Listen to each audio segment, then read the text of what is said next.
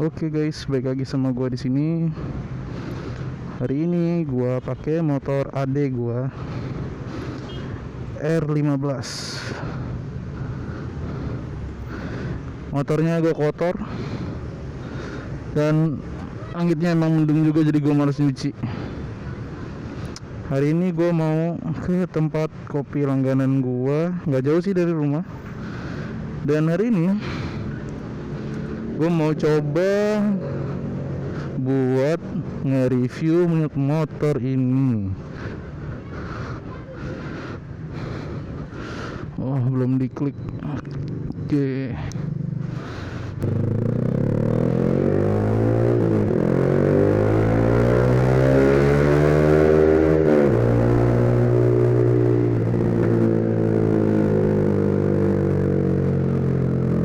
Ya, hari ini gue mau coba nge-review motor ini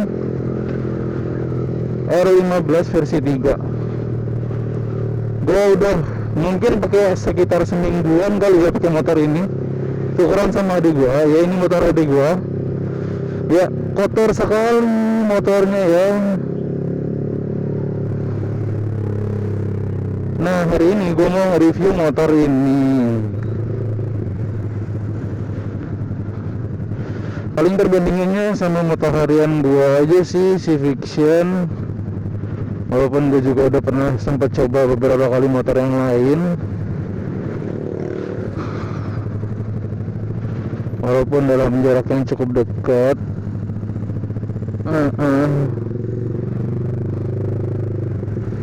Satu yang paling gue notice dari motor ini ya pasti nunduk banget. Bahkan dari stang Vixian yang biasa ya, seperti lu tahu gue udah ganti fat bar di Vixian gue. Tapi untuk yang Vixian standar pun kayaknya masih jauh lebih tinggi daripada ini gitu kayaknya. Dan ini udah under yoke, semuanya udah full digital. Ini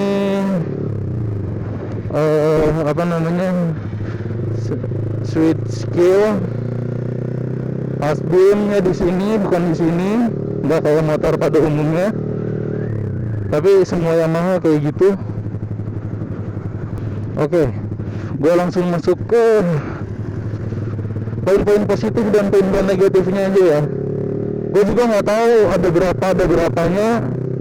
Mungkin lo bisa hitung sendiri aja nanti ada berapa poin positif dan berapa poin negatif. Poin positifnya dulu deh, atau poin negatifnya dulu ya. Oke, poin negatifnya ini nunduk banget. Jadi kalau lu pakai untuk jarak jauh sih udah pasti kurang nyaman. Terus udah gitu,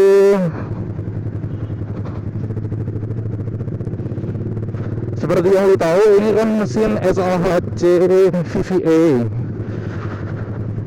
Nah, cuman delivery powernya tuh rata gitu, nggak kayak VVA nya pas nyala langsung nyentak gitu, nggak meledak gitu. Itu bikin gue jadi kayak, udah gue tutup dari tadi, ternyata masih kebuka si kaca helmnya. Angin kenceng banget.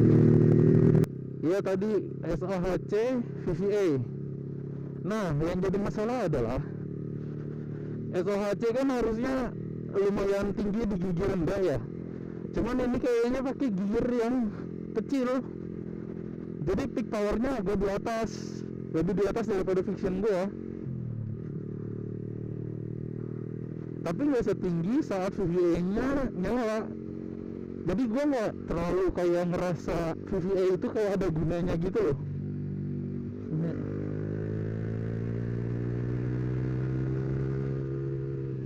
Tuh, kayak ya motor biasa aja. Kayaknya kalau misalkan Vixian gue di tarik di sampai RPM segitu pun bunyinya sama, tarikannya sama. Cuman mungkin ini RPM-nya lebih jauh aja gitu. Ini di 11.000 berhentinya, sedangkan punya gue di 10.000.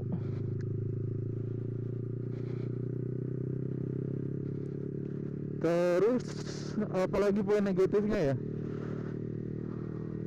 Nah sama ini nih, ini yang kiri oke. Yang kanan susah banget, keras. Bisa jadi sih karena kurang pelicin atau pelumas gitu ya di itunya. Terus ini spionnya tuh jelek banget gitu loh view-nya. Kayak apa sih namanya, kayak nggak jadi spion nanti gitu, kayak cuma sekedar mempercantik. Susah banget untuk melihat dari sini. Dia kan mesti begini gitu loh bawahnya untuk bisa melihat ke belakang. Kalau misalkan kayak gini tuh ketutup tangan. Oke, negatifnya ini harganya jatuhnya luar biasa. Harga barunya kan 36 ya kalau nggak salah, sama kayak MT dan XXR. Tapi harga secondnya yang gue lihat sih di OLX dan toko-toko online lainnya yang barang bekas, ada yang bisa sampai jual 15 juta men, bahkan 13 juta juga ada untuk motor dengan spesifikasi kayak gini. Gue nggak tahu kenapa pasar di Indonesia tuh bikin kayak harganya terlalu jatuh kayak gitu sih. Itu agak-agak nggak masuk akal aja buat gue. Apalagi yang kalau misalkan kilometernya udah lumayan tinggi gitu ya, itu yang 15 jutaan tuh yang kayak gitu-gitu tuh kira-kira. Nah udah gitu posisinya ini kan nunduk, terus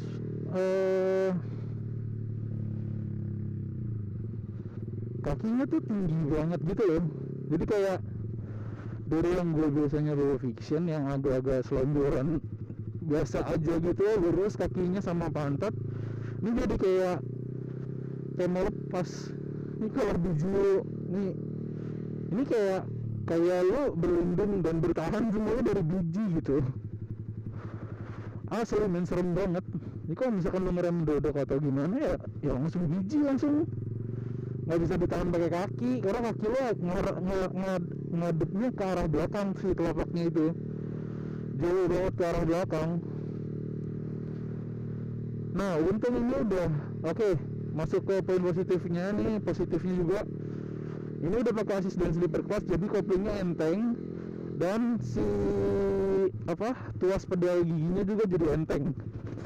Tapi gue kurang sukanya jadi kurang berasa ganti gigi. Ini untuk preference berkendara gue aja kali ya. Kalau fiction itu kalau ganti gigi stucknya itu dapat gitu. Jadi kalau misalkan kita narik atau feel-nya itu jadi berasa naik motor. Kalau misalkan ini tuh kayak seamless banget gitu, itu kayak nggak ada sama sekali. Nah itu antara positif dan negatif sih. Tapi kalau misalkan buat gua itu jadi poin negatif, karena lu nggak dapetin feel berkendaranya lagi dengan tidak pakai itu.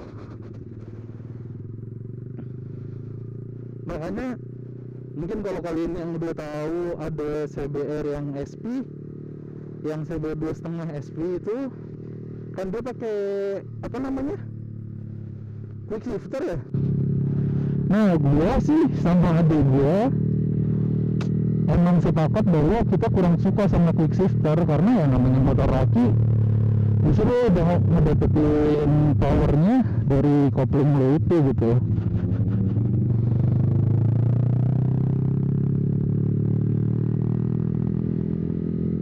Nah ini sebelum gue ke tempat kopinya, sebenarnya tempat kopinya tadi udah lewat juga.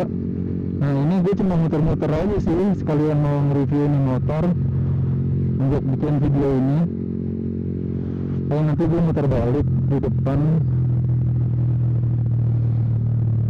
Terus oke gini,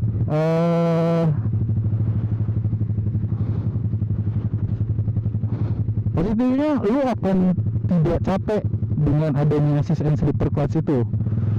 Tapi menurut gua ini akan jadi perdebatan juga sih. Ini feeling gua sih, si tuas giginya ini kenapa dibikin seringan ini, karena dia kan nggak ada injekan belakangnya ya, beda kayak fiction, jadi lo nggak bisa ninja pakai tumit tapi nongkel. Nah itu kan sering bikin sepatu rusak, apalagi kalau sampai keras gitu. Nah itulah sebabnya kenapa ini dibikin seenteng itu. Tapi negatifnya feel-nya akan jadi tidak ada. Dan mungkin dia akan nyocokin juga sama pakaian lu kali ya. Soalnya kalau misalkan kayak naik Harley gitu kan dulu pakai boots tuh yang kuat sepatunya.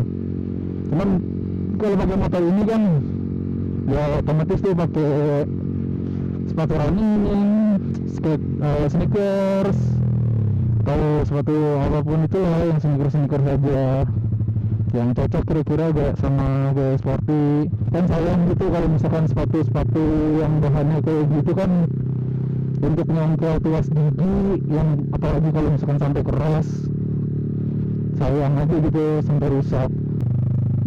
Oh ya, terus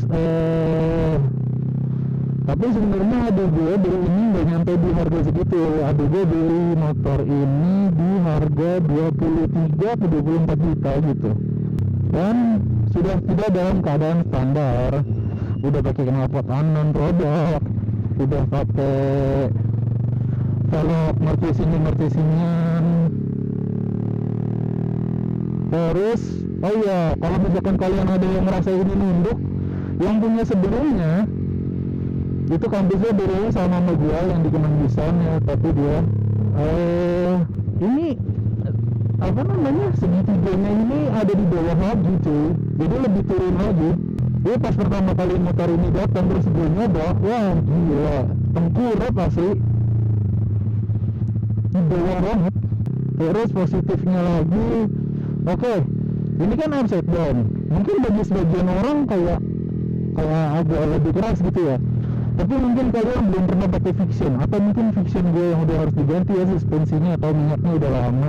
Fiction gue itu kerasnya luar biasa, walaupun buat nikung jadinya emang enak sih, cuman kalau misalkan kayak ada jalan-jalan jelek sedikit aja, itu kayak anjir, kayak lebay banget gitu loh, kesel banget sebenarnya. Terus negatifnya motor ini satu lagi, ya semua motor sport sih enggak, kayaknya sekarang MT dan XXR juga sama, karena ngikutin jenisnya dari ini, mereka nggak punya standar 2 atau standar tengah. Alhasil bannya kalau lama nggak dipakai motornya akan nyeplak di lantai, itu akan bikin ban yang akan kurang bagus. Jadi kalau misalkan pas lu bawa lagi, dia konturnya tuh udah nggak bulat lagi gitu loh, karena ada bagian yang selalu nempel sama lantai. Jadi nggak mau lu kayak harus pasang jali buat pedok, beli pedoknya lagi, ya makan banyak aja gitu jadinya kan. Sayang. Terus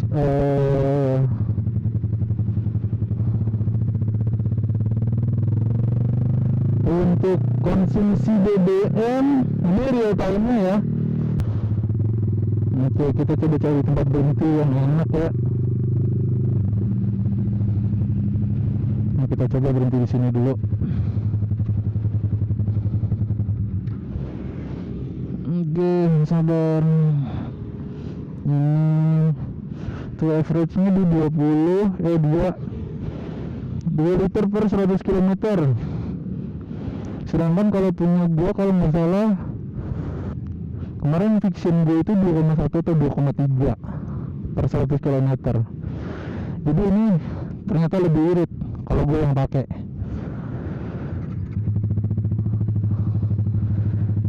Jadi perbedaannya satu lagi sama fiction, ini power di bawahnya nggak langsung ada.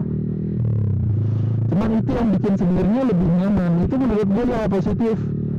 Dengan dia naiknya agak di atas, lo kalau misalkan narik gas itu jadi nggak mantul-mantul gitu loh. Sebenarnya itu sih yang paling menurut gue dipakai sama inline 4 yang kayak 1000 cc gitu. supaya elunya juga lebih nyaman gitu loh. Lebih nyaman kalau misalkan mau speeding atau jalan-jalan santai, jadi kayak nggak ambil di depan, jadi lebih enak aja gitu. Nah, negatifnya Vixion itu karena dia torsinya mungkin gitu, powernya rendah sekali dan gearnya lumayan gede, jadi dia sering mentak gitu loh. Itu yang bikin dia agak kurang nyaman.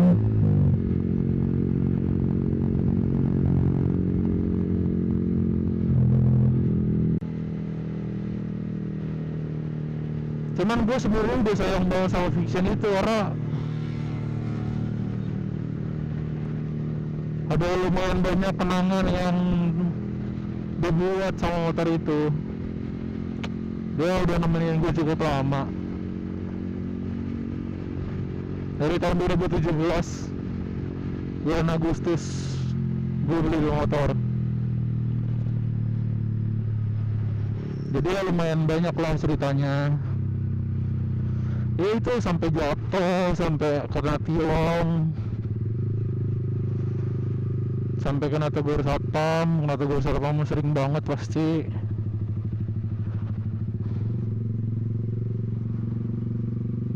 Terus ada gue sih nggak tahu ini siapa ya, tapi gue dia biasanya isinya kalau nggak V-Power di Shell Pertamax 92 aja sih palingan di Pertamina. Gue belum pernah coba Total, belum pernah coba Vivo, belum pernah coba KR itu tadi.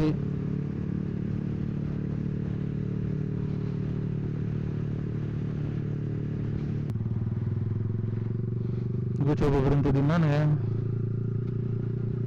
Agak di sana kali ya. Gue cuma pengen ngasih lihat lu motor ini sebentar doang sih palingan. Sekalian gue mau ngecek ini masih ngerekam apa enggak sih.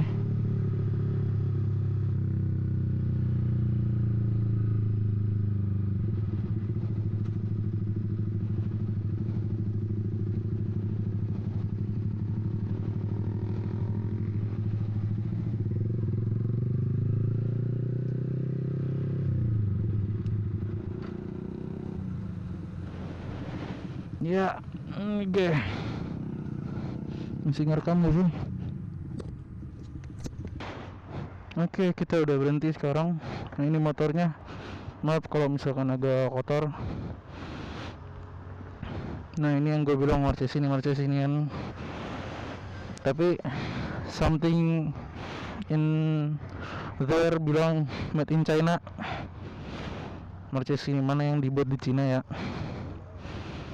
Remnya masih biasa, semuanya masih biasa, masih standar, cuma bannya doang yang diganti sama knalpot. Dan kotor banget. Ini stiker-stikeran. Terus ya paling motornya begini.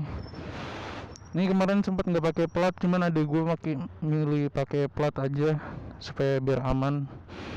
Terus ini negatif juga nih, walaupun ada kayak gini nggak berfungsi nih. Dan lu bisa lihat kotor banget, parah sih.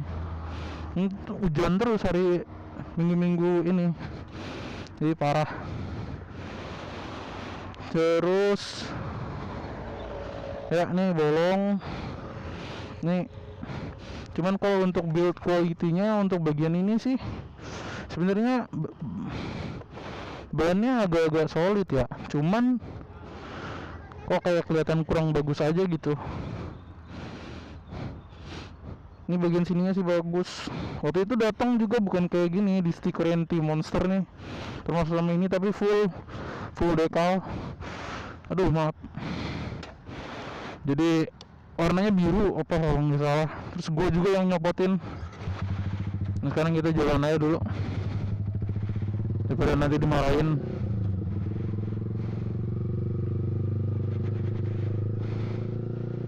Dan tadi kamera gue sempat jatuh guys. Gila serem banget. Untung gak kenapa-napa. Wah gila sih. Itu kejadian paling menegangkan sama gue motovlog kayaknya. Nah, terus apa lagi ya?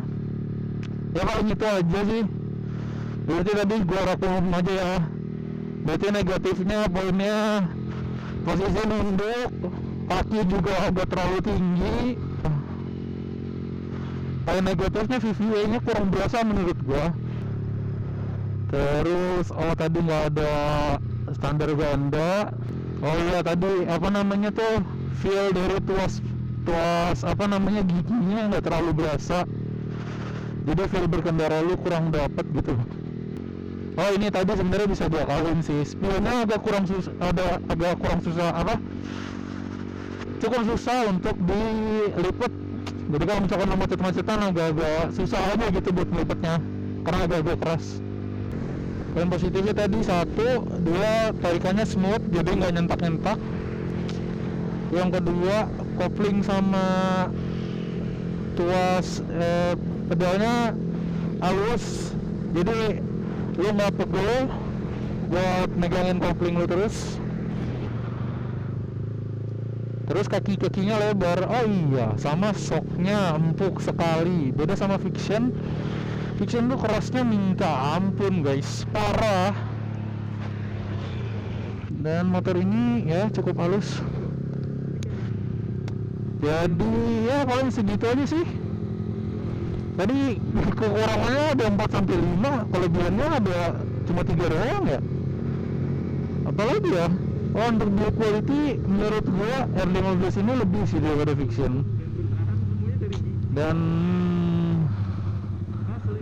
kurangnya nambah 1 tadi, baru gue inget tuh, jadi ada 6. Kurangnya harganya jatuhnya parah. Ini udah keren-keren ini tombolnya, si start killing switch, semuanya enak, kaki-kaki lebar, jadi lu makin enak. Gripnya juga bagus walaupun cuma IRC, belum pakai yang macem-macem. Mungkin karena kaki-kakinya lebar juga, jadi ya napaknya banyak gitu, jadi gripnya enak juga. Untuk motor yang ukuran segini sih ini udah lebar banget, belakang 140, depan 100 atau 110 gue lupa. Itu udah cukup lebar sekali sih untuk motor ukuran 150 cc. Ya udah, jangan lupa like, comment, subscribe, komen kalau misalkan ada yang nggak setuju, like kalau pada suka sama konten ini. Oh iya, by the way, gue juga mau ngumumin, ini kan bakal upload besok nih, Senin. Ini gue baru di Minggu. Terus ini minggu depan rencananya gue punya jadwal baru dengan segmen baru. Jadi ya lu iniin aja lah, tungguin aja lah, karena segmennya lumayan oke. Jadi gue akan pindah di hari Senin, terus Jumat, terus Sabtu, dan ada 3 hal yang berbeda. Untuk di hari Senin gue akan motovlog seperti ini, mungkin akan test ride, mungkin akan review, mungkin akan komparasi atau whatever, tapi konsepnya adalah motovlog. Terus hari Jumat akan ngomongin motor, teknologi-teknologi yang ada di dalamnya. Biasanya akan storytelling. Gue akan ada di depan kamera situ, dan gue akan coba bermain sama editing gue. Terus di hari Sabtu gue akan upload untuk mukbang, nggak mukbang dong sih, mungkin gue juga akan nyobain ini baru kayak yang gue lakuin kemarin, yang view-nya lumayan banyak ya. Jadi coba ditunggu aja, mungkin nih gue udah sampai di tempat kopi gua. Jadi ya, see you later, thanks for watching sekali lagi, bye.